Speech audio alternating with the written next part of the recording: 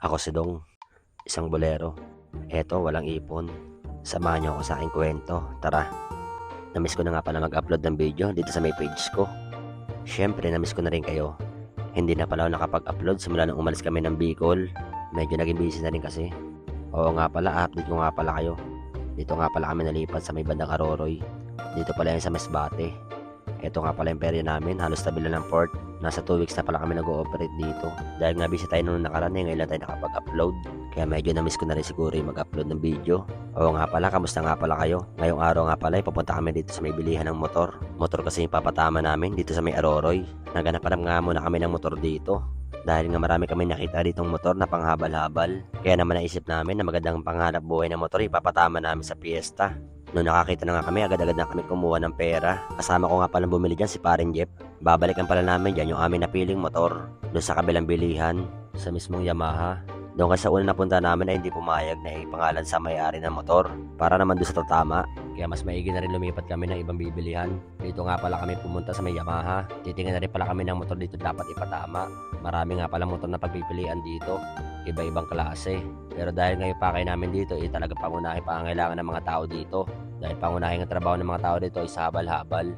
Napakalakas kasi ng habal-habal dito. Kaya sigurado papakinabangan nila yung motor na tatamaan nila sa bingo. Ito nga pala yung napili namin dito, yung YTX 125. Dalawa nga kasi pinagpipilian namin dito, yung Badya o kaya itong YTX. Dahil nga gawang Yamaha at branded yung motor, kaya ito na lang yung pinili namin. Pero branded din naman yung Badya. Medyo nakusundahan lang namin talaga to. Ang ganda rin kasi ng forma. Waiting na nga lang pala kami dyan para dumating yung manager nila. Yun din kasi kakausapin namin kung papayag na ipapangalan yung motor doon sa tatama. Habang naghihintay nga kami dito, tumitingin muna kami na ibang motor dito. At nakita nga ni Parang Jeff dito yung una niyang bibilihin kapag sa Pasko raw. Ito nga pala yung balak niyang bilihin, yung Aerox. Siyempre, halos magkatabi lang kami ng gustong bilihin dyan. Yan din pala yung pangarap kong motor, yung katabi, yung NMAX. Halos nga pinagtabi na yung gusto namin parehas. Pero sa ngayon, hanggang tingin lang muna kami ni Parang Jeff. Siyempre, kailangan pa namin mag-ipon. Pumayag na pala dyan yung may Yamaha na ipapangalan sa mananalo yung motor. Kaya naman agad-agad na pumirma si Parang Jeff.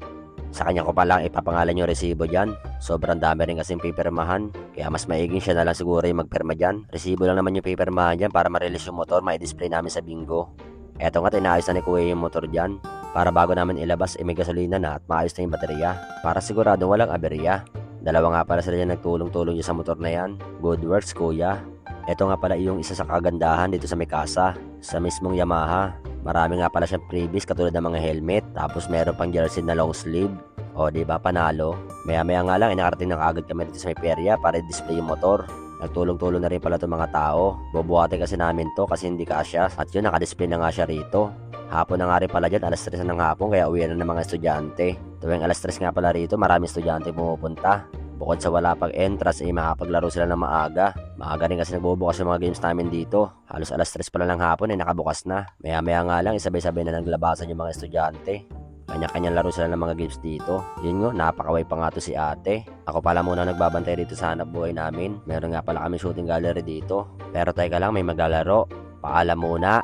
Maraming salamat nga pala sa inyong panonood. Hanggang sa muli, paalam!